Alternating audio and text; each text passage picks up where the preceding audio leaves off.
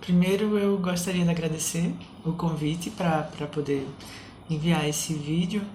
Eu sou Cel Cavalcante e agradeço também ao convite da Cátedra Livre de Estudos Trans, para que a gente possa estar compartilhando um pouco da nossa trajetória enquanto pesquisadora, das nossas perspectivas de pesquisa, inclusive. Eu acredito cada vez mais que construir uma rede entre pessoas trans que ocupam a academia é fundamental para que a gente consiga ir desenhando furos numa epistemologia que ainda não prevê nossa existência como iguais, como pessoas que também têm potência de produzir pensamento crítico e de produzir leituras do mundo, chaves de leituras do mundo. Então eu agradeço o convite de poder estar me somando a essa rede e agradeço a possibilidade de estar me apresentando um pouco aqui nesse momento. E eu sou Cel Cavalcante, como eu já disse, me chamo Cel. Eu sou psicóloga,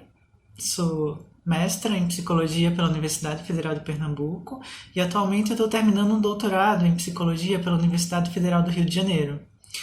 Além disso, eu também tenho algumas inserções em outros campos. Sou conselheira do Conselho Regional de Psicologia do Rio de Janeiro e, nessa instância, eu atualmente coordeno a Comissão Regional de Direitos Humanos. Além disso, eu também venho construindo algumas inserções nos debates sobre psicologia clínica, especialmente psicologia clínica numa perspectiva transdisciplinar, pensando em clínica transdisciplinar e uma clínica numa mirada a partir do Deleuze, do Guattari, do que a gente chama de esquizoanálise. Bom, pois bem, atualmente eu moro no Rio de Janeiro e sou vinculada à Universidade Federal do Rio de Janeiro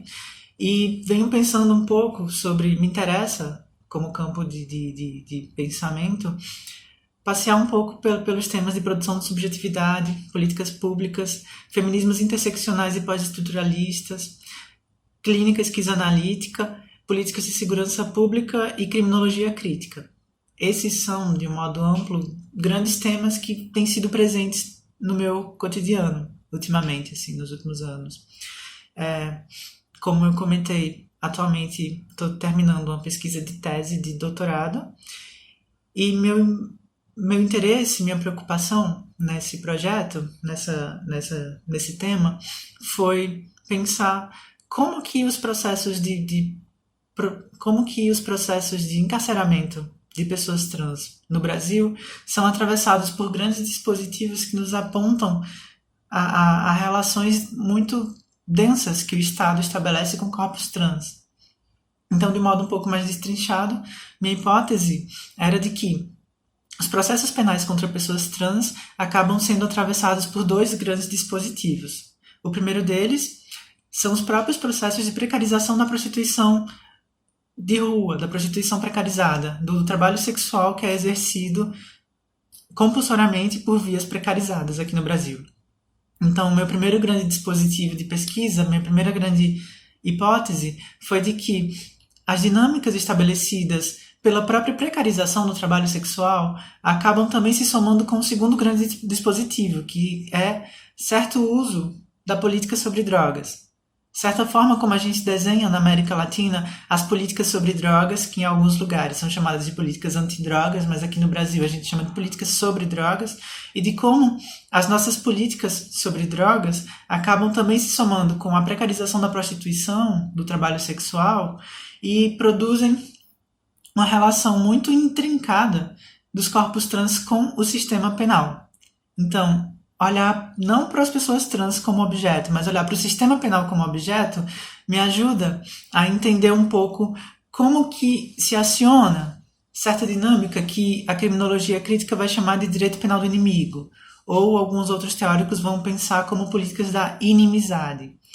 Então, eu venho fazendo a cartografia, minha metodologia tem sido, ultimamente, a cartografia, e ela tem me ajudado a acompanhar os próprios processos penais em seu desenho, pelas diferentes instâncias que vão construindo um processo penal que culmina com o encarceramento, mas que não começa aí, começa muito antes,